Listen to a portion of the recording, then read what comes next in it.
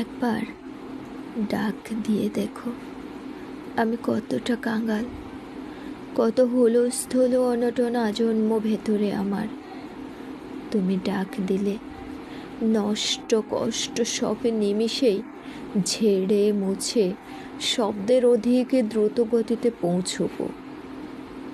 পরিণত প্রণয়ের উৎসমূল ছুঁব, পথে এতটুকুও দেরি করব না।